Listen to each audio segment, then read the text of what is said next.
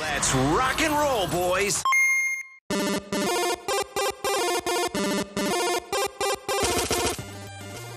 Hello, I'm Matt Schultz, and I'm joined by Austin Cummings. Oh, hi.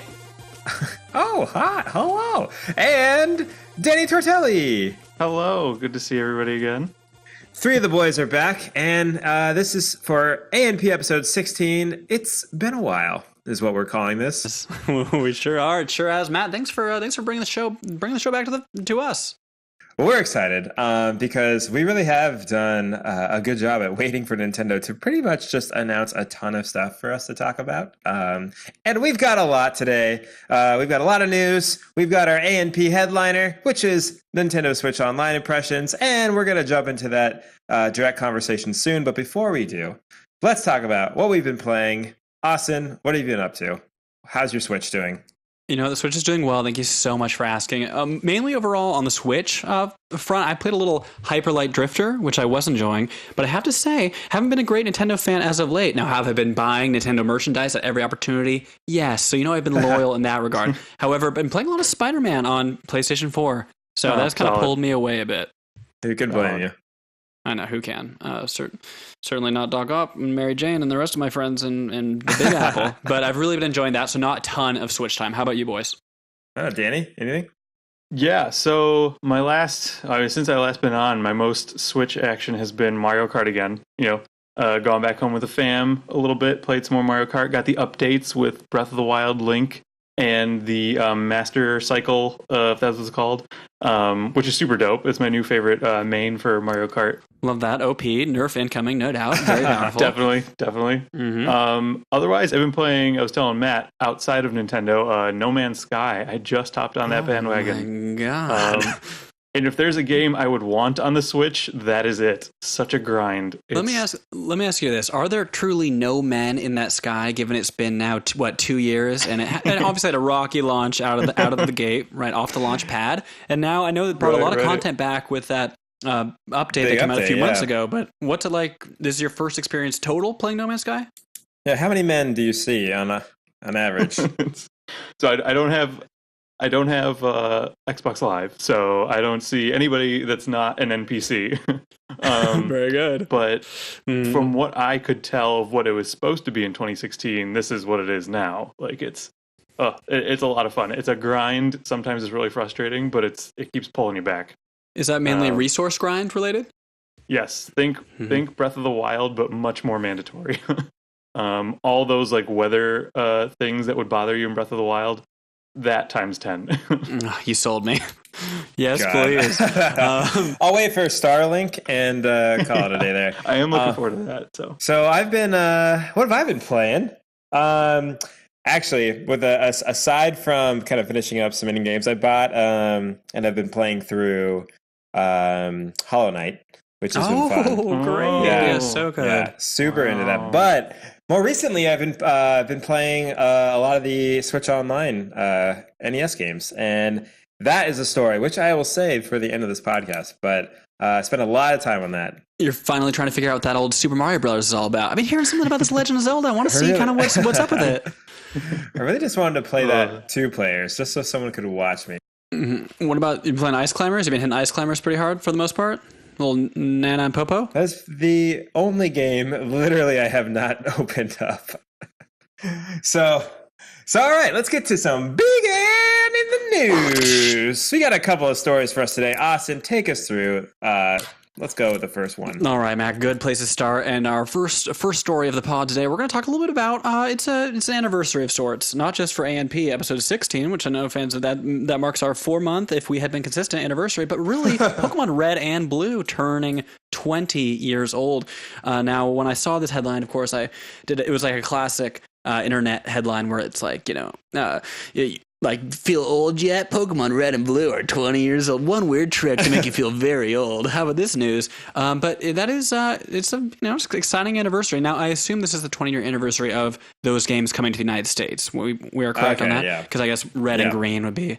And they came out a bit before in Japan. But in any event, what let's just kind of take a quick stroll down memory lane. What was everybody? Did you have a red, blue, yellow? What was your experience? Myself started with red, very quickly got blue afterwards. I know that when I was a young boy versus the old boy that I am now, my parents very generously would get me like both versions. So I'd have red and blue, or like gold and silver. Had to get like those 3 exclusive Pokemon to each set, but you know I was all about it. But red was my kind of starting game, and I chose Charmander. How about the two of you? We went to the Orange County swap meet, and this vendor had a version of the game, and we bought it because, of course, Pokemon was the hot-ish at the time, right? So everyone was trying to sell something, Pokemon cards, everything, right? Well, we get back, and everything those people are trying to sell typically was a knockoff. My dad, not knowing anything, first of all, got both me and my brother the blue version, like the same one. I was like, that was a perfect opportunity to get to this. Come on, it's for tree. Does he not respect the link cable? Right. So that was depressing. And then it was all Japanese. So everything was in Japanese. Because language settings weren't really a thing back in.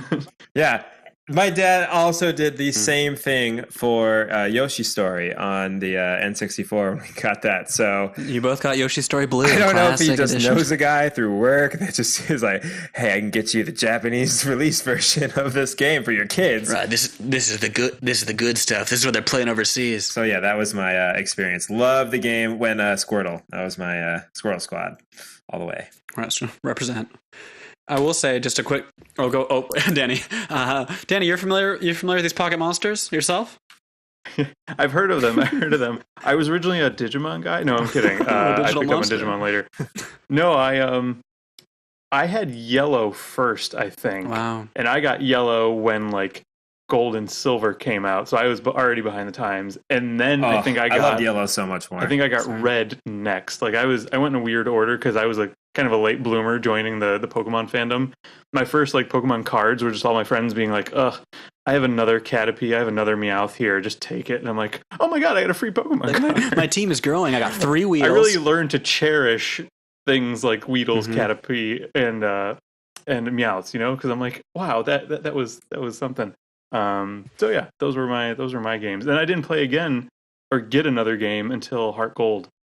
Oh wow! Sometime on the DS. Huge gap. Yeah. Well, can I just ask you? Unless it's too personal, just don't answer. But back on the on the playground, did other kids kind of give you a hard time about like playing yellow or like red? This kind of being so out of touch with basically everything that mattered at the time. How was that? What was even worse, they didn't give me a hard time. Like the card game, yes. They wouldn't like even speak the to you. cards, they would. Mm-hmm. No, but the video games, they're just like, oh, you play red? Well, we can still trade with you. Like there's still We'll find a use for you.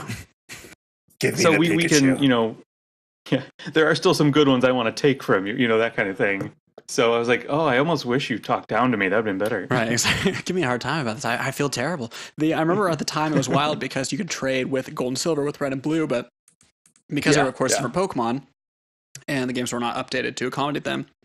And for move sets, it could be like you could send them back from gold and silver. You could send certain Pokemon that couldn't have the moves, and so you had like this weird like little fracture there where it's like, oh, there's been these changes, or even like the way in which some moves changed between versions would be they just couldn't be sent. So anyway, wild. But that is, I'm glad you persevered. Mm-hmm. Yellow is a great first choice. I loved like having the companion the entire time. Pikachu surfing, very fun too, which I think you got through. You could do the Pokemon Stadium if you beat it in such a way and put your game into that little expansion for the N64. Then you could get like a surfing move. Very powerful little like really paradigm shift for Pika when you got a ground type coming up. But next thing you know, he's on a surfboard. He's shrekking him. I love that. No, that is very good. I want to say as a quick aside, something I have been playing recently has been Pokemon Go. I've been playing that again. All right. And just last weekend, I had a nice experience because I was playing it with a buddy and we were having a really nice time. We're going on some walks and some jogs, mainly walks. I'll also admit, okay, they're just walks. Mom and Dad, I'm sorry. They're just walks. I'm not athletic out there, but we, are enjoying walking and getting the experience points and hatching these eggs. And there were some fun events last weekend that I will say, as someone who is a lapsed Pokemon Go player, played a lot in 2016, didn't really touch it again. There have been just like a lot of nice quality of life improvements between like the trading and the way in which the rewards and research happen, so things to continually grind for. And last weekend there was or I suppose really this month, Mewtwo is like a raid boss. And it was actually a fun experience where one of my friends was on the Discord. That's like straight out of the commercial for it. I remember, you're right. And like, the 2016 commercial. Yeah, like exactly. No Everyone's Back. like in Times Square and they're like pointing at Mewtwo. But truly, in this, it was like they're on Discord. People were like, hey, everyone meet at this location in the greater Portland area. And there were 20 people at multiple of these things, everyone around with their devices, like which is the cap for the raid. Everyone taking down Mewtwo, getting a shot to capture him, and then like the caravans of these cars going to the next location where he'd appear to either try to catch him again or get a second one. So it was a fun experience, very daunting in that way, just looking at the high level play in Pokemon Go, but I actually had a really great time returning to it, and I've had fun walking around, getting that experience, and catching all these Pokemon that have been added to the game since 2016. Awesome. So anyway, that's a aside, but it's been fun. So here's the Pokemon turning 20 years old. Man. So, I mean, at least for me, that means I was 9. I was 9 years old when I first got that game. Let's not put a number to it, okay? You guys were young. No pressure here. I'm just going to throw that out there. Oh, yeah, I must have been 2. Weird. All right, so Dark Souls? No. Well, we'll start with that. Dark Souls network test for the Switch. This happened. Who wants to talk about it? Okay, I will. Dark Souls network test for the Switch. So I did not play Dark Souls. Did either of you when it came out back in the day on Xbox? No. 360 I'm very interested in it. I've never. Because of that. So same. I have not played it. I know that, of course, everyone that's always compared to it, yada, yada, everyone loves it. But it's taken a long time because it got delayed out of the summer, as we know. Mm-hmm. So I checked it out because the network test is a few hours a day that you need the Nintendo Switch Online for already to play this demo. Basically to check like the bandwidth for the Bandai Namco servers because other players can invade your world, leave messages, yada, yada. So you can play a little bit of a demo. I have to say this. As someone who only has a really, tertiary knowledge of Dark Souls, I encounter it, I see it, and things kind of adjacent to things I like. But I gotta say this: the game is definitely janky. I know that's like part of the appeal, that it's like, oh, there's no frill, it's just you grinding it up. Yeah. The lore is, but truly, like even just booting it up on the Switch, you have pages and pages of like terms of service to accept. You have to scroll down multiple pages, and it's like the controls are mapped to like hit B to accept, which is not right. And then even so, it looked like. It does look very ugly. And I know the game kind of does. I don't know where to draw the distinction because you might have seen, there's a little circulating Reddit post, but basically this is the, remastered version. But Dark Souls has had numerous re-releases between now and then. And because this game runs at 30, like the original games, but not like the remasters that came out for PS4 and Xbox One and PC, it runs at 30 frames per second opposed to the 60 of the remaster. People are like kind of taking a little bit of I think have a little bit of a distinction or hard time with the fact that it really doesn't seem, to call it the remaster is almost a little bit insincere because it doesn't really possess like the new lighting effects. It doesn't run at that frame rate. So I would say I'm a little more hesitant than I was going into the demo. What is it? It just has like certain content, actual physical I think all of the all the DLC content, that's all there, but it's just like the lighting is definitely not like noticeably not as good. And that was a big part of the remaster. Right. And it doesn't run at the frame rate. So people are kind of like, are they actually just porting the old remaster, like the one that came in between, and not like the newest version? Because clearly it's not going to run at that frame rate. That is always a caveat with the Switch. That's the trade-off for portability, and that's okay with me. But it did feel like very janky, and I just don't know where to draw the line where it's like, is this what people love, or is this like actually worse because it is this version? Right. So I'm going to definitely wait for how the reviews shake out on that. And also, I just want to mention really fast, Dragon Quest 11, love that Dragon Quest. But there was a Tokyo Game Shows right now. Through 1 through 10 first, and then Okay, so Dragon Quest 1 starts, it's part of the trilogy for 1 to 3, and you are a grandchild of Erdrick, or Lodo in Japan.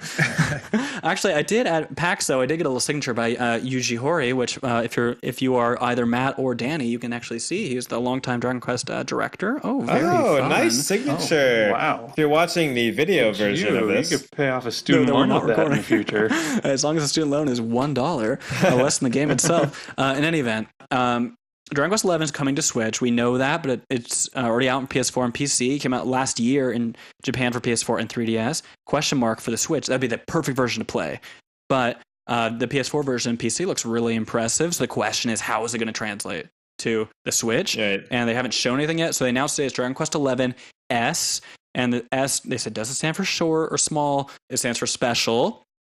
And so Oh. we're going to see. Now, what I would like to see is the 3DS version of this game last year had like a really cool retro, it had like really awesome 3DS graphics on the top screen, and then on the bottom, it had all the same, like the same scene you were seeing in the 3D graphics, but with like an 8-bit aesthetic, like the classic Dragon Warrior games here. Yeah. And it would be so cool to see a little bit of a different adaptation since the Switch is not as powerful.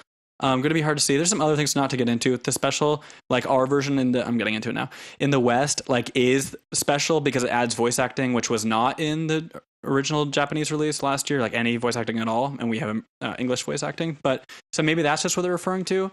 But it will be interesting to see. And they also made kind of a statement where they're like, oh, we're not going to port them to the United States anymore unless Dragon Quest 11 like sells well. So it is a little bit of a sales tactic on their part, but also kind of a call to arms that people might try and support this game if you are interested, because I very much love the series and look forward to playing more of it on PS4 for the time being. Thanks for humoring me on that rant. No, yeah, nailed it. Thank you. Next, we got Super Mario Party is on its way, coming out October 5th. And we recently found out a few things about this. But it's got 80 games. Count them. Walk us through each of them. Oh, only 80. First of all, I just want to say I'm very excited for this game. I loved these games growing up. Pretty much like 1 through 4, I think we had as a family. I feel like I had one on the Wii when it first came out, and it was kind of fun to do and play in college. And then that was kind of it. But this, at least from all the articles I've read, seems to be a return to form for this franchise. Totally. Really excited about some of the games, or just the idea of having another game on my Switch that is a local Right. multiplayer game. Mm-hmm. I feel like lately, like Danny, right? You've been over and we've been like, all right, well, we've got Mario Kart and I've got Tetris and you want to watch me play Zelda? You get snipper clips. I mean, and snipper clips is fun, but I think that like classic Mario Party, like I haven't bought any of the Jackbox games. I've had a lot of friends come over and bring those, the consoles over and play them, and those are fun. But I'm looking for some classic Nintendo local multiplayer, and this is what it is. And right now, shameless plug for Nintendo, I guess. If you buy we make no money off this, so this is, I know I was going to do the same thing. But Nintendo, we're just feeding right into. God dang it! I know. So I got Double the coins. I bought Switch Online, right? Yeah, and then I was kind of perusing. I'm like, okay, what's different about the eShop? Nothing's really different about the eShop except for the section where you can download the SNES or the NES. By the ability emulator. to doing this, yeah. Anyways, I noticed that if you were to pre-order Super Mario Party right now, you get double the gold coins for it. Oh my god! And I fell right into that trap. I did too. But then also, as a bonus, it sits on your Nintendo Switch console, and you can look at it and get excited You're like, about October 6th, 2018. There's the icon for the game. I kind of missed the present wrapping that the 3DS would do, and then it was like open up once it's downloaded. But Love that. no, it just shows up right there, and I do like the little icon. But I'm very excited about this game. It's got 80 games. There's some controversy, though, however, over this game. Finally. And that is that, yes, it is online. Yes, it has leaderboards. However, two things. Online is only going to be, you're not going to be able to sit there and play full board game-esque matches with friends, which sucks. You will be able to play Toad's Rec Room, which has just, all the mini games, which I do think is pretty fun. Except Toad's Playroom, yeah, for sure. Or is it Playroom or Rec Room? Playroom? I don't know. No, I'm making it a little more illicit. Continue. Also, did we get that Donald Trump thing? We didn't put that in the news. Toads love that. We're storming. We're gonna skip on over that. I know it's very distressing, but we need to address it. Okay, continue. We'll put an image on the screen right now. Oh, jeez. Right, YouTube will take us right down. So I am excited for that portion of being able to play online. However, I did really think that. Now I don't know how often I would sit there and go, okay, here I am playing online. But I thought it'd be maybe kind of fun to play like a full board game with some people, like even random people. And we'll get into that Switch Online in a second. But because I did play with some people all over the world in Mario Kart, I got to chat just with a ton of different people. Look at you making friends. as the most woke Nintendo player. Very good. Anyway, yes. so Mario Party. Okay, so Austin, you've pre-ordered it. Danny, is that something you're interested in? Is this a game that's like on your radar? Yeah. Because I'll tell you what. I got one more thing. The thing that I'm kind of upset about is it's not one of those games where, hey, I've got it. Let's play together on both of our Switches. You have to have the game as well for us to. Are any games on the Switch doing that? Is there any game that does what you're describing as the fictional thing? Does Mario Kart or no? No. Well, then none. You kind of changed my answer a little bit because I was like, it is on my radar. I'm excited to play it with friends, but for myself, I don't know if I'm like looking to buy it per se. I mean, to be honest, I haven't played Mario Party. I played 1 and 2, obviously. Love them both. But I haven't played one since. Someone a couple years ago hooked up an N64 and we played Mario Party 2 again. Still loved it, but Are you worried I never owned. you're just not going to be able to follow U. like the story or the lore between now and then because you've been so out of it? Is that the concern? Yeah, there's just so much canon to get back on track with. You gotta watch it in order. I think just like it'll probably take some adjustments as far as like mechanics and things like that too. I'm sure the different gameplay. I mean like even back on N64 days, like of course I owned those copies, but it wasn't like my go-to unless all of my friends were there. It wasn't even if I just had one friend over, we weren't playing that. It was probably Smash, or it was probably Mario Kart, or we just hopped onto the other system to play Halo. You guys were cool. You guys were cool dudes. Yeah, I enjoyed it. Right. I like to think so. So I enjoyed it. Looking forward to it. So we'll see. TBD. I am very excited to do the tabletop feature with someone else who has the game. Everything I've read says that's like a lot of people's favorite parts about what the Switch hardware can do. I did play it at PAX, which we talked about, and I was really impressed with how it looked visually, and some of the games with the HD Rumble were really fun. So I am excited. Okay. All right. So are we going to take part in what they're calling it is this like Mario-thon, which is a series of 5 mini games. Think of like Can I just not do any better than that? It's just like the laziest name. You know what I mean? It's just like good enough. It's like it's also a Mario Party. Like Mario-thon could be literally any like sequential playthrough of any Mario Dance Dance Revolution game. I just feel like, come on, Nintendo. Yeah, the university here is putting on a Mario Party event. But what they mean by that, I looked into this further, obviously as an ANP host. And I was like, okay, well, so they actually used the Mario Party font from Super Mario Party for this event coming up. Oh, and I looked at it so it's a marathon of Mario games. Okay. Except for Mario Party. That's great. No, I love that. Do they call the event the Mario Party? Because that would be even better. That's what they're calling it. They're calling it the Mario Party. And I was like, oh, so you're celebrating Mario Party? Like just the launch? No actual Mario Party involved. Yeah. Anyway, so it is a series of 5 games. It's like having a Marvel Cinematic Viewing Party, but it's like, we're just watching Ghost Rider, we're just watching Punisher.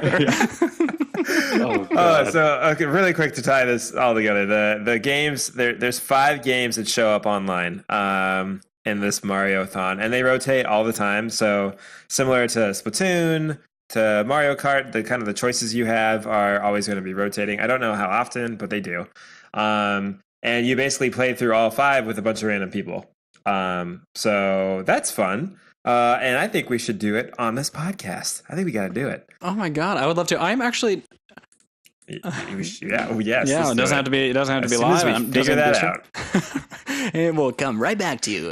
2 weeks, we'll have an update that we forgot to do that. I am looking forward to that for sure. It is fun to have, and I just want to touch on briefly 2 things. One, you guys were hanging out recently together in real life. Was your phone wasn't working at the time, or you couldn't send a text message? You didn't get it.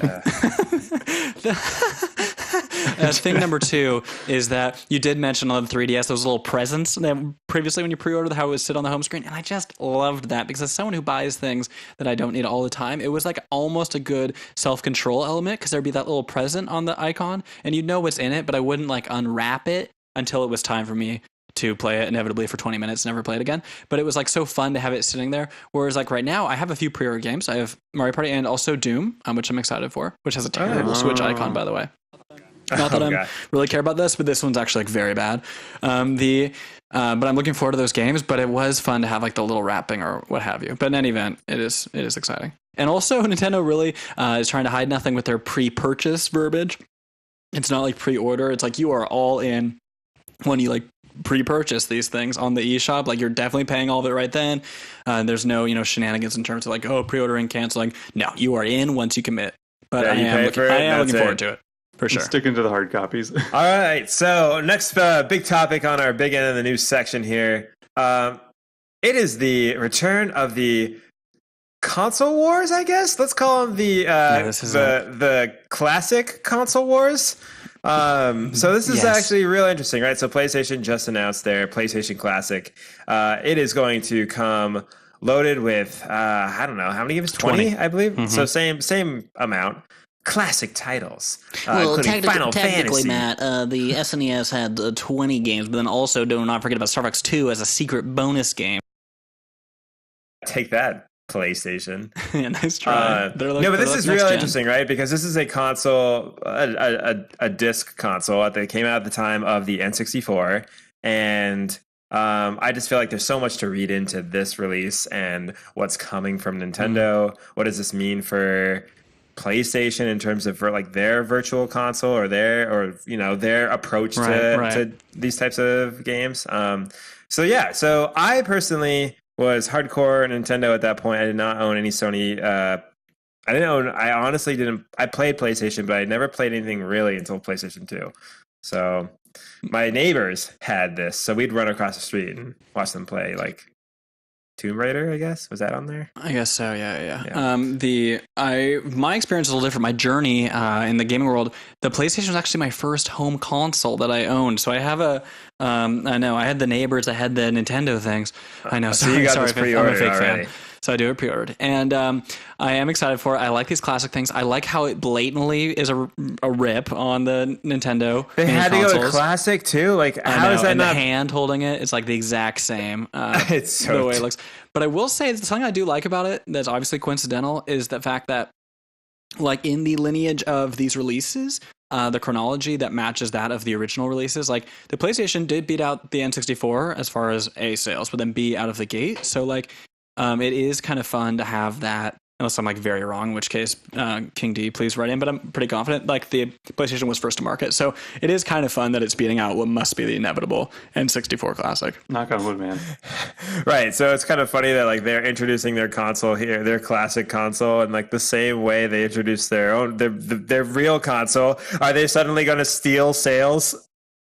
And the Dreamcast Classic will come after the N64 and be out for like 1 month. Right. The N64 Classic is dropping in sales. Exactly. Beats out the cheaper optical based medium. Yeah. Mm-hmm. Yeah. So, Danny, do you play any PlayStation at all growing up? So growing up, we always had either the Nintendo systems or the Xbox systems. My cousin had PlayStation, and I mean, we played GTA when it got to that point. Was that PS2? When GTA really started picking up? The really big ones. Yeah. Were PS2. For Grand Theft Auto 3 was the big PS2 game, and that was the one that kind of reinvented the franchise. Right. So, I mean, I played a little bit there. Odds and on end places playing Spyro, but that's about it. So I do just like enjoy this as an idea. I think it's funny, the classic thing. But yeah, same thing. I hope it also means that we get like a retro style console war leading to the N64 soon. Let me tell you what, I was not allowed to play Grand Theft Auto back in the day in my youth, and Mom, because I know you're listening to this, I was very good and I never touched it, and I still have not to this day. It is a game full of sin, and I refuse to get near it. That said, very excited for Red Dead Redemption 2. But in any event, okay, well, fun. Well, so it's retailing just over $100, so it's $20 more than the SNES Classic. And do you think this is, I guess, foreshadowing the price for? Obviously, I think an N64 is coming. I think it probably will be $100 if I had to guess. I would just want to say that really fast. I think it's going to be interesting because this is the start of the polygonal graphics, right? And we all, I think, feel they don't age quite as well as the Super Nintendo 16-bit. Link to the Past or Super Mario World still look really phenomenal. And then meanwhile, games like Donkey Kong Country, you have fond memories for, but obviously you can see through it a bit. And I wonder how these are going to age. But then again, nostalgia kind of works in these 20-year increments. And I find myself feeling a little nostalgic for some of that polygonal art, even the Final Fantasy VII, which has the really ugly pre-rendered backgrounds. Mm-hmm. Right. But the characters are really endearing and these, very simple kind of doll-like shapes. And I'm excited also because so far the lineup of the 5 games they've announced, you have Wild Arms in there. It's just kind of a funny bunch. Tekken 3, Final Fantasy 7, and there were so many games on the PlayStation that are classics that I'm excited to see. I like that they're rolling out the releases. So you hope to see Metal Gear Solid on there. Maybe another Final Fantasy game. The Crash Bandicoot games, Crash Team Racing. There's Spyro, like was mentioned. There are a lot of games in there, and the classic format. Actually, one final thought, I do think is fun. Partly because I have it downstairs in the basement in the home I'm currently in. I am living at home. That's an update there in case anyone doubted it.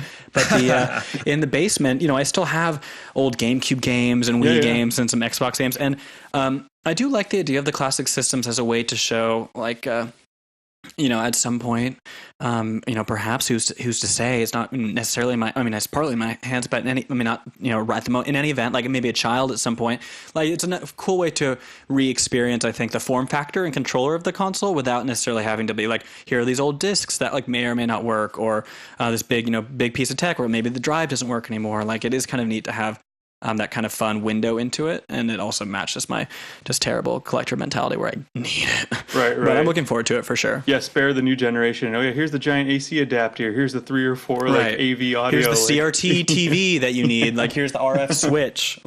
Those are all things it would be impossible. We actually just got rid of our CRT TV recently, which much to my chagrin at home, which was the best way for me to play my Wii U games and Wii games and stuff downstairs. But it was massive and had to go, but now I have consoles that just there's nothing they can connect to. So I think it's cool. I'm all for these as long as they're done well. The retro console, the mini console, certainly predates Nintendo classics. Sega had a few, and there have been all little arcade things and whatnot for many years. So but have these companies take ownership of their properties and previous hardware is really fun. I would have fun with an Xbox classic if there were to be it's hard to think of 20 games on the original Xbox. Did you guys see the tweet that Microsoft put out? I was telling Matt about this off air. Yeah, it was the day that, for those of you who haven't heard, the day that PlayStation announced their classic, Microsoft tweeted this thing saying, enjoy all of our classic games from the original system. They're all backwards compatible on modern systems. It was that's great because it leads to this larger discussion on what is the best way to approach your quote-unquote classic catalog of games and how to. And at first I'm really thinking that at least for Nintendo this has been a point of contention because they don't offer necessarily a solution right now on their hottest selling latest console, which is an issue. Now if Microsoft did this, I think that's great. Sure, maybe you don't have it's backwards compatible. Maybe you don't have all those games and maybe you don't want to buy them right now. But what if you do have the nostalgia? You remember the old Xbox, it was massive, which would be hilarious if that thing proportionally shrunk. And so it was really only basically the size of a modern day console. Right. That is funny. But anyways. No, I agree with you. I think it does highlight an issue because the form factor is fun. I like these things. It's PlayStation especially, and Nintendo, frankly, both of them are really prohibitive to playing old stuff. Whereas Xbox, if you have an Xbox Live membership, you're getting Xbox 360 games free every month too, really good picks for the most part. You can play Xbox original games. You can play everything on that console. If you still hold on to those hard copies, you can just plug them right in. Which is amazing. And meanwhile, on PlayStation, there's no backwards compatibility. You have to use PlayStation Now, which is still an expensive streaming service. They've just introduced you can download some games for temporary, which is similar, I guess, to how Nintendo's doing it with the NES collection. But for Nintendo, it's certainly the worst at this moment, where it's just a really fractured market. And we have these directs where it's the 3DS and Switch announcements. And like Matt brought up the other week, it's I love the 3DS. I'm glad it's still getting games. I think people have 3DSs maybe can't afford a Switch. I'm glad it's getting content. But you want parity between the devices, and it would be awesome if there was a shared library, which is not out of the realm of possibility. And you hope that especially these consoles go more and more online, that console makers would be sensitive to that need. Mm-hmm. Yeah. Yep. Yeah, absolutely. All right. I think it's time to move on to the Nintendo Direct. So obviously, we had an issue where we thought there was going to be a Nintendo Direct, obviously because of the major earthquake. Nintendo rightfully so decided to postpone. We got the Direct a week later, and it was phenomenal, in my opinion. It was chock full of stuff. And so we're going to go ahead and just kind of give our overall impressions. But more specifically, I'm going to ask everyone, the panel here, to give your one shining star in the vein of Super Mario Party, that bright star of the show for you, what you're excited about. Before we do that, I do just want to go ahead and just mention some of the things. So obviously, right off the bat, we were surprised with Luigi's Mansion 3 in development. Luigi lives. Which initially, he lives, and I definitely was at first thinking like, okay, is this I for sure thought this was going to be a fan service. Hey, we're actually going to port Luigi's Mansion to the Switch as well. It is coming out for the 3DS, but you're going to get it for the Switch. That was not the case, but I'm excited for it. We got a ton of 3DS announcements. We got some more information about Switch Online service, which they definitely needed to do. We got those cute little NES wireless controllers, which are only available through the service. And I already pre-purchased them. Yeah, we'll come back to those. Learned about a lot of those games that had already been announced, just because companies let them slip or they were expecting for it to go. For example, Civilization. And of course, we got Animal Crossing confirmed for 2019, and Isabelle turning over new leaves in Smash. So, Austin, let's start with you. What was your shining bright star of the direct here? And I know the reason why you do this is you want to keep it succinct and quick moving, and I appreciate that. So my top 5 are my favorite thing. I think if I had to choose one, I'm excited for Crystal Chronicles for Final Fantasy on there. The funny thing is, going back and looking at the list, it was a great direct. Like way more announcements than I thought. The Final Fantasy announcements were crazy. How many things were coming out. But I've played a lot of these games, and a lot of them still are kind of ports. I think the Luigi's Mansion is exciting. I'll be more excited to see more. And Crystal Chronicles, kind of like we were talking about the local co-op thing, right? With you two hanging out when you guys forgot to text me or your phone wasn't working or whatever. It's fine. It's fine. Like I'm sure it was intentional, but like no signal. It was hard to go through. Oh yeah, no signal. Oh yeah. I think I remember that day. I think there was like really bad signal, just kind of nationwide. But like the Crystal Chronicles is the kind of game where it has that great GameCube history with the link cables and the Game Boy Advances, and this would actually be a fun way if a couple of friends were to pick it up to actually re-experience that. I love the Final Fantasy series, and so I think that just is a perfect Switch application. Yeah, that's awesome. Danny, do you have a bright shining star? And I wasn't expecting these words to come out of my mouth. The new non-Pokemon game from Game Freak. I'm kind of Town. I saw it and I had to do a double take. I'm like, it's like if you found out that Lucasfilm was now going to be making Harry Potter movies moving forward. You're like, I don't doubt that you could do it. It's just normally this isn't your lane. Like it's just, you're always Pokemon. So I was intrigued. I was really intrigued. So I'm looking forward to that. It did look really good. It looked very Animal Crossing / a kind of Little King story. If anyone's Little played on King the Wii. story, yeah, maybe almost Harvest Moon. Like I don't know, but it has an aesthetic. They've done like was it Trumbo or what have you? The can't remember the name of it now, but like the badass elephant. That was like kind of platformer game. I think they did Rhythm Thief or something on 3DS, but never like a straight RPG that wasn't Pokemon. So I'm excited too. It looks really visually impressive and fun. Definitely.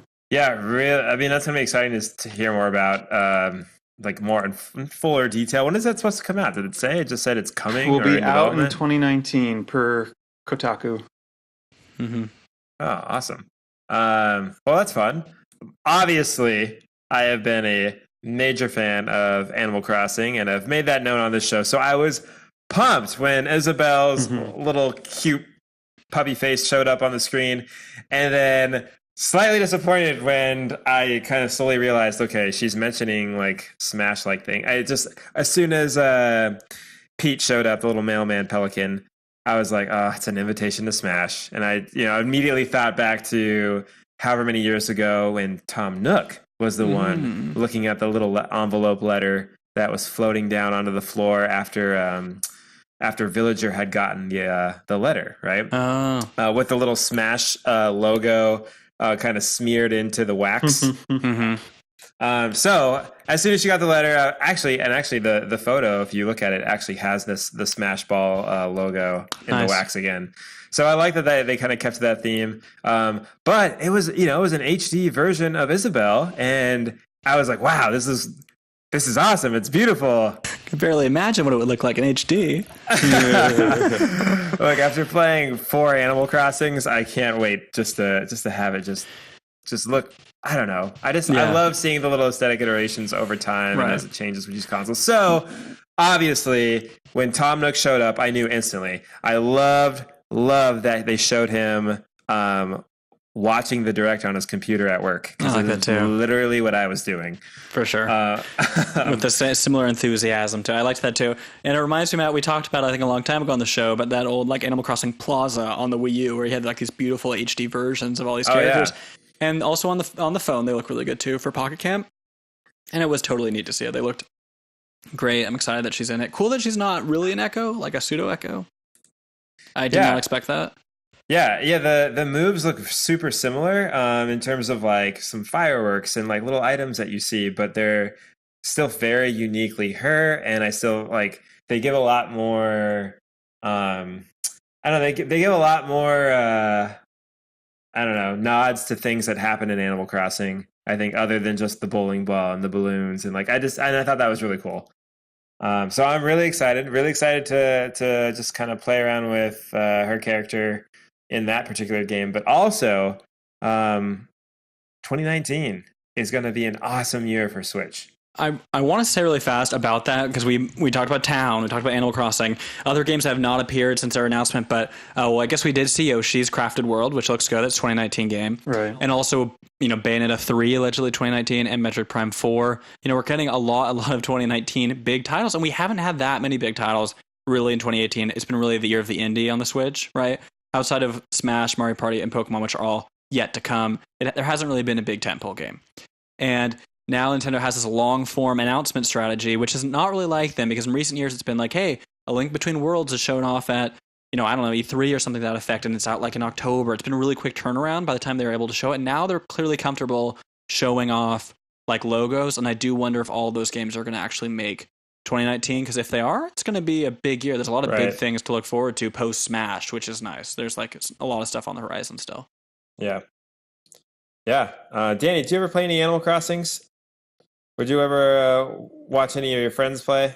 I did watch a couple of friends play. It was never wasn't really something I was ever really jonesing for, but I know like that Halo, yeah, Danny. You want to play that GTA, yeah, buddy. You can get a little Master Chief helmet. I know that might turn the tides for me. But I know a lot of friends who certainly lost their minds when Animal Crossing was announced. And a friend of ours, actually, who I know is just going to buy a Switch now because he knows Animal Crossing is coming out, and he wasn't buying one beforehand. So I know it'll be a big hit. Yeah, I'm excited for that friend, mutual friend of ours, to get a Switch. We'll see if he does. Right. Oh yeah, I know him. Yeah. We texted you about he him. and I hang out a lot. It's fine. See, this is why you need to come out for Star Wars celebration. Well, shoot me a text. I'll see what I can do. Texting you now. He called my bluff.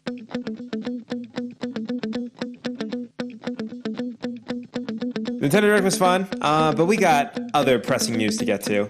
Yeah, I said we can even blow through if we wanted to. I just put on the agenda, which Matt's having a little all about this Toadette deal. Can we just talk about that for 1 second? So one thing at the Nintendo Direct was the fact that there's a remake, big surprise, of New Super Mario Bros. U Deluxe now for the Switch. The Wii U launch game is coming with all of the new Luigi U DLC.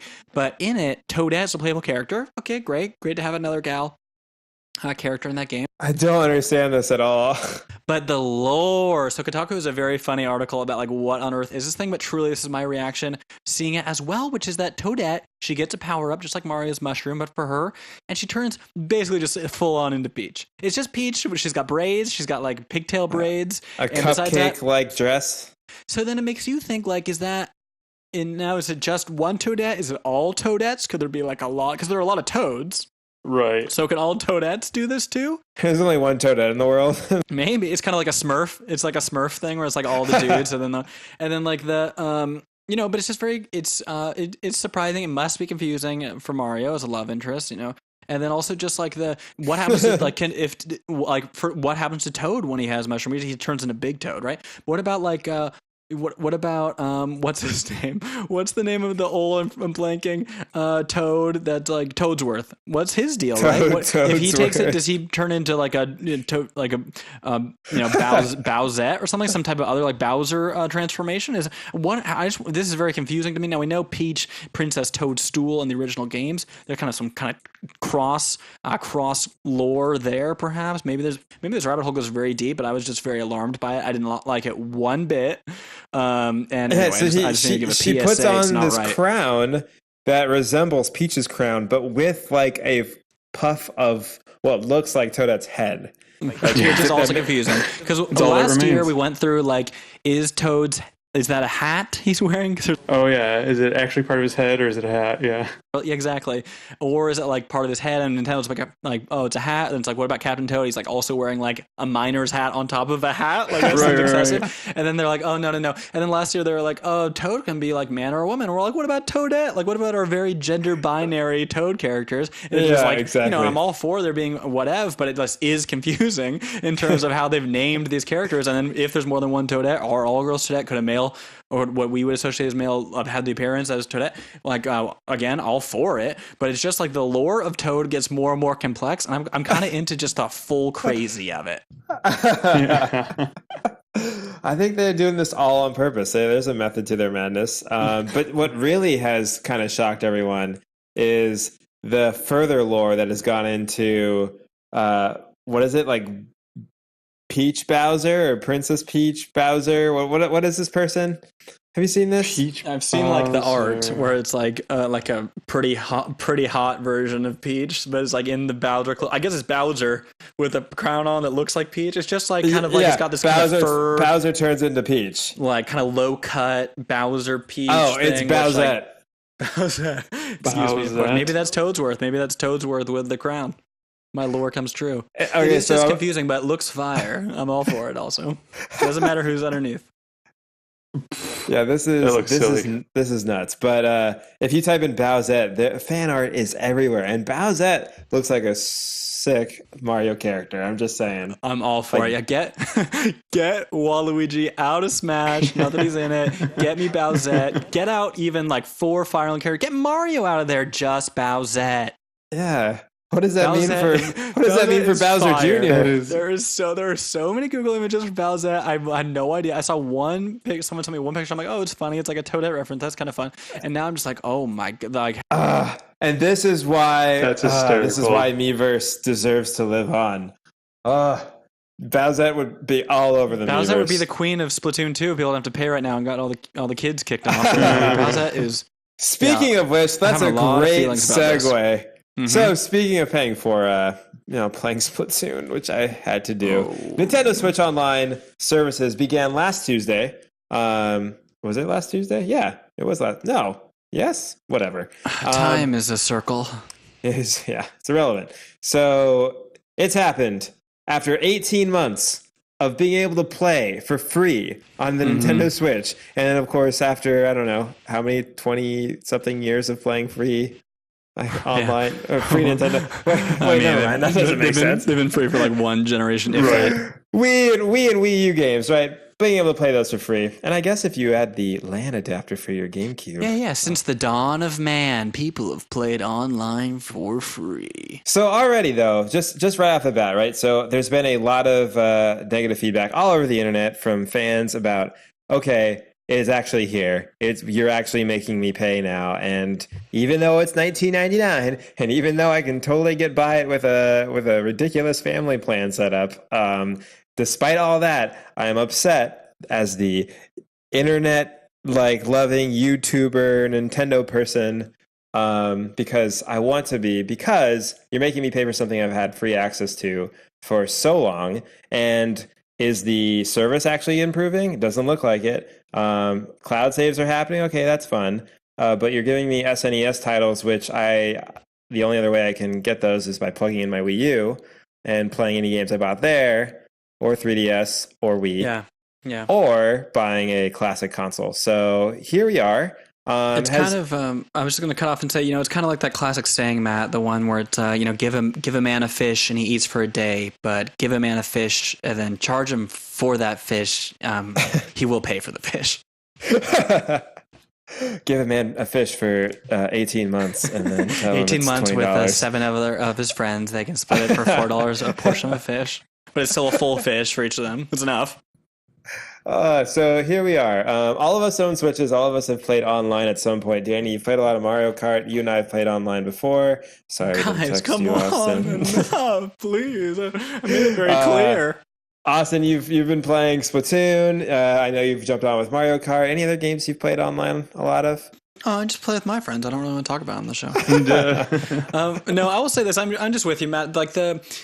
Here's why it's lame for me. So the fact you get 20 NES games included, and we don't need to break down the show long enough as always, but right. And it has a little bit of a Netflix mentality where things are getting added, and it is cool. The layout of the games is cool. The fact you can't remap the buttons or hide the UI is not cool, but overall, it's done well. And you can do those different screen filters, and it's got some classics on there. Super Mario Bros. 3, Zelda, Dr. Mario, Excite Bike. Those are some great soccer, baseball. Okay. It's got some not classics on there. I get it, but it is neat to have that service. And frankly, would I probably pay $20 for that alone, despite playing maybe half a world of Super Mario Bros. 3? Yes, I'm sure I would do it. I'm a schmuck, but they also and Nintendo does check in each week. You have to sign into the online if you want to keep playing it, which is a little bit of an issue. I'll be traveling in a bit here for 2 weeks. We won't have Wi-Fi, so I'd only be able to play it on the first half of the trip if I wanted to in that way. But so you just have to log into Wi-Fi at least once a week at some point, right? But okay, which is not that hard to do, but it's just kind of one more constraint on top of what's already kind of a murky system. Here, the thing that is lame, and we've talked about extensively, is the issue with Nintendo Online is the infrastructure of the chatting and the groups and the ways to message other players and having reliable connections. It's still, of course, if I want to join one of you in Mario Party, I have to wait till there's an open slot, or Mario Kart, excuse me, to wait till there's an open slot. Same thing goes for Splatoon. Got to keep trying to rejoin. If I want to play, Mario Tennis, not only do I have to pay now, but it's but I have to, I cannot play doubles with one of you online against other people. We had to be in the same place, and we can't even play a tournament. We can just play against one set of random people. The difference between this and Xbox or PlayStation, even though those services are more expensive, I think they justify their price because they give you a really reliable and flexible online service. And this does not. It feels like you experience the random online decision making within each game still, without a centralized lobby or anything like that. And not even every game requires the online except for the Nintendo stuff for the most part, and Dark Souls. So it kind of makes it feel a little icky, where it's if these other companies are willing to give you their online service for free, right? I think Payday, for example, I don't know if anyone's playing it, but you don't need to pay for it. It makes me feel a little bit strange where it's Nintendo at the Direct, because we didn't have an episode between them, we couldn't talk about it, but it's I found the Direct really did put a bad taste in my mouth, where it was you'll be able to play against people anywhere online on your Switch. And it's we're all already doing it, but it's positioning it as if it were a new feature they're giving to us. But really, in actuality, it's, it's taking it away. And when it says select games will require the service, it's because the games that aren't select are still generously giving it to you for free. And I just think the whole thing is kind of bleh. Now, I'm excited about the NES system controllers. Will I be buying them? Have I already done it? Yeah, I pre-purchased it, not even ordered. But it's they talk about the special deals, and it is an expensive special deal. It's not if you might remember back on the Wii U, if you got It's the deluxe $80, set, right? it's 60 for the without and tax, 20 but- to 20 to access the ability to buy it. Well, that's true. No, very true. And it's like the only advantage to that is it cuts down probably on people scalping it, since you can only get one per account. Yeah. So that is kind of nice they've done that, but it's just like if you might remember back on the Wii U, if you got the deluxe, the black Wii U set, you got this 32 credit, gigs. 32 gigs, as much as you could ever want. You got this set where it was basically like if you bought games digitally, you would get like a kickback. It gave you like a credit, kind of like the gold coin system now, but a little more generous. And if it did something like that with Nintendo Switch Online, I think that would be different. Where I feel like, okay, I'm paying $20, but I'm going to save like a more substantial amount of money. Maybe my coins just automatically double for my digital purchases, as opposed to getting maybe $3 or $1.50 back for each purchase. Like, doubling that, or putting like exclusive deals. Like, hey, these set of games are available maybe a little early, or like something like that. I would feel like maybe it's like, okay, it's $20, but I'm going to make it up. But instead, this feels like a little bit. It feels a little greedy for a not great service. Danny, as somebody who, like I said, plays a few online games, but really, I mean, like I think I play the most Splatoon out of the three of us. So I've been online for a lot. But Danny, is this something that, as someone who's passively playing online on the Switch, are you like, okay, I'll cash in $20 for it just to have it, or are you like, I could do without it? I think between Mario Kart that I already play and Smash coming up, I probably will. I mean, it's just going to happen. And I will say, the price point. I've done Xbox Live for a year before, and I still could justify doing that again if I wanted. So doing $20 for just to play Smash with my friends across the country, I would do that. Yeah, but to kind of echo what you guys were saying, I think the biggest thing is just like communication from Nintendo was crap to begin with. Switch came out and they're like, you'll get a couple months free, but starting this September of 2017, we're going to make you start paying. You can understand that. It's like, okay, you want to get everyone new to the system, get used to it, get everything. But then they're like, actually, we're going to give you like a whole nother year. We'll talk about it again later. So 18 months of everyone being like, we already have it. Like, it's why are you patting yourselves on the back because you're great overlords? They should have done it a long time ago. Right. They should have done it out of the gate. And same thing. Who knows if the actual quality of all the connections are going to be better? The quality of how it's all set up, kind of like what you were saying. I can Austin. tell you. It's not better.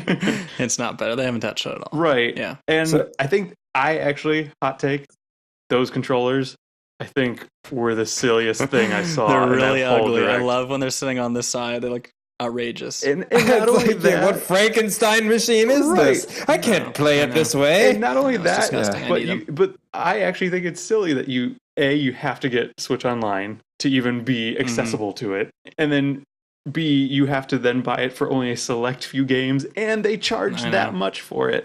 If you guys haven't heard of, there's this maker 8-Bit Do. They do retro gaming controllers. You could probably get one for $30, $40. That's twice as good as that. It's wireless, rechargeable battery, everything. So it can connect to the Switch. I would check that out. I mean, but you already pre-ordered. Yeah, and those things. Oh yeah, it was too late for me. Please, my fate was sealed. But no, the 8-Bit stuff is really cool, and also like it works for other games. Like you can use it for Shovel Knight. Some of them have little analog sticks on it. They have a home button. You can use other stuff. This is not that. It's just for this. It's classic Nintendo accessory for one game, one vitality sensor, and that's it. Nothing else. So I do want to touch on really quick. Yesterday, I actually went on and played probably for like 2.5 hours of online gameplay with a friend in the NES, app or whatever it is.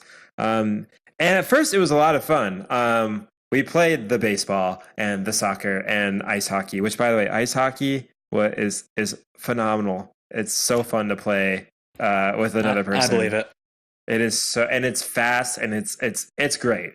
However, that was my only fun experience along with my friend, and we didn't use the app to voice chat. We just did FaceTime audio. Yeah.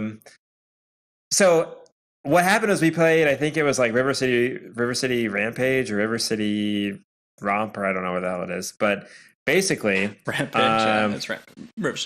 you're walking around this place and you're fighting people together. It was Ransom. so ransom. Yeah. Mm-hmm. It was so slow. It was so laggy. For sure. Oh, really? And we even changed it to like the latency mode to where, we could just have it be a little better. And it was still so bad. And I'm like, how this is a 16-bit game. 8-bit, not even 16. 8-bit. Right. It's a few megabytes, I guess. I don't know how large the game is, but what's a bit? What's a byte? Am I right? Time is a circle. We're back to it. Yeah, agreed. Continue. So I was pretty disappointed. I will say, like, the one cool and I always do have to come back to a bit that, like, the service. I don't think it just, none of it feels right and it feels good. I think the messaging was poor. I think it is cool that these games exist in the Netflix. I think really as style, but I really hope they just add to it and don't remove stuff. Otherwise, it's going to be extremely lame. And I will say I like the fact that if you're playing with someone else online, you can do like the little emote-ish things, like the clapping, and it does, or pointing. That's all you can do. You can just clap. I know, and then... but it does remind me a bit of like Triforce Heroes, which I did genuinely really enjoy doing, like the little taunt things on 3DS. That was hilarious. And I do feel a degree of that too, like your buddy goofs up something, this is a jump or what have you, and then doing like a clap. I find funny. So I like there's like a little Nintendo touch, but it's just not full Nintendo. Like you play Super Mario Bros. 3, I speak for myself, I guess, but I want to use B and Y, right? I want to use Y to do the running and B to do the jumping. That's like how all games have supported that for their platformers since. And you cannot remap the buttons. You have to use A and X, which is way more awkward than you might think it is. It's missing. It feels like not even fully featured. Yeah. If you go to their website specifically for the Nintendo Switch Online NES app, it'll actually tell you the games that are coming in October, November, December. Yeah, 3 a month? Come on, guys. 3 a month. Metroid coming in November. I want to play Adventures of Lolo now. Yeah, don't keep the man down. So in one way, that's exciting that, like, okay, there is more stuff coming, but then again, it is like this slow trickle of games that we saw on the Wii and the Wii U days of slow trickle of virtual console stuff showing up. So that's a bummer. Do you think, before we end this whole thing, is any of this backlash? Because Nintendo is getting a lot of negative press, both on like the YouTube scene and all over the internet. For this. I think if it continues the way it is, it maybe. I mean, if you get that kind of service you were just describing, playing online from an 8-bit game, when there's not that many people actively playing online, when Smash comes out, it's probably not going to go over well. Because I imagine that's when their servers are going to key. Right. That's when their servers are going to be put to test, and hopefully they have everything running in high gear. But if the quality sticks to now, then I think it's not only does it continue, it may even increase as far as this online backlash to Switch Online. Yeah. What do you think? I'm totally with you. I would just be interested, Nintendo fans like Matt, yourself, all of us obviously, but Matt and I, we bought it still. So I would just be curious to see what their numbers are like. The word on the Splatoon stuff is a lot of people just posting images of other players they see who have written I can only play for the week. I'm not allowed to have the parents' credit card to get this online service. And I don't blame a parent. Think about right now for me, how many services do I have up in the air where I pay monthly? Too many, frankly, versus how many I'm actually actively using.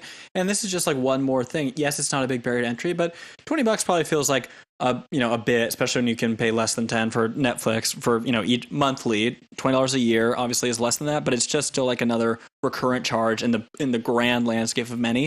And it's not attractive if you're a parent already buying the game and consoles for your kid. But it really totally neuters a game like Splatoon, which is totally really dependent on having the online. So I would be curious just to see if Nintendo takes other approaches to try and giving out for Splatoon 2, for example, there was some new content released, and they're doing the same thing for tennis, and maybe we'll see some way that they try to justify it by adding content to specific games in a smart way. Maybe maybe Smash will have some type of oh hey, there's an exclusive, I don't know, people will be livid, I'm sure, but some type of weekend event that's highlights a character, has some type of cool thing you want to be a part of. or maybe a costume or something. You can get Waluigi if you get Switch Online. Right, exactly. And he like has money bags or something. I just like something like that might.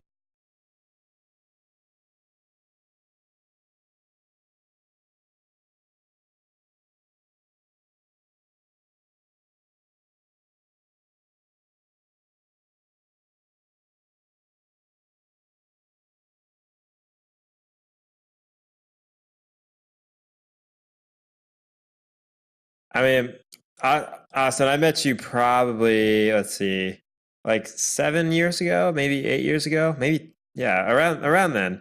And I remember us actually talking about a Nintendo Online system or service, like in the vein of Netflix, right? That would be, it's just disappointing that many years Did later. we do this? Is this our doing? Did we? This Was is like our will doing. this into the world? Yeah, we screwed up. If only we could go back and take it all back. No, I'm with you. Like, it also about like we talked just to close out, I guess, end the episode. But we talked early on about like, hey, PlayStation Classic, trying to revisit those old games, right? If this service were really built out and there were things beyond NES, maybe this would be a little different. Super Nintendo games, a few GameCube N64 remakes? games. Oh, I would, Right. yeah. Even just like, Pokemon Snap or a few N64 games, like things like that, people would love it. And then $20 would feel like, honestly, it would go from Virtual Console, which has been this thing you had to rebuy the games basically from the Wii to the Wii U and 3DS, each of them essentially totally separate with small caveats there. And then here where it's like Arcade Archives and it's like, oh my gosh, if they had a service where it was like $20 and there were things being added, things could even be taken away if it were robust enough to include other stuff where it's like, hey, for this month we have Pokemon Stadium 2. People be like, I want to check that out. That I could see as being a good solution to how it currently is. But right now it's just like, it's old games are not good games. It's a rickety service, and we've had it for free. You know, they haven't really earned the $20 that I've already paid them, and I already pre-ordered the $60 controllers. We're not helping. We're not helping the situation, but here we are. Feeding the beast. It will be interesting, like you said, to see the numbers, especially for Splatoon. I would love to see the drop off of players online and right. as a result Hopefully of that kind of Tuesday. shakes up their plan a little bit. So that concludes episode 16. The one where it's been a while. Sure has. It's been a pleasure, everyone. Kept you waiting, huh? We've been there and back again. I guess we're The desolation of smog. the Tesla. What are we going to end the episode with, Matt? Take us home. I think I feel like we talked a lot about Toads, so maybe something Captain Toad related, Captain Toadette related. Sounds good. All right, see you, everyone. Have a good one.